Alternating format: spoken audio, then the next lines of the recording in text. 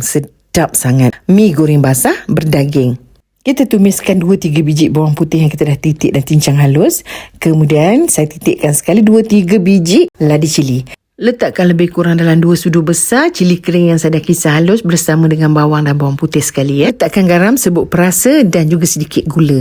Kemudian kita letakkan daging. Daging ni saya dah rebus empuk, kemudian saya hiriskan nipis. Kemudian kita letakkan kicap pekat, kicap manis, sedikit sos tiram dan juga sedikit cili sos.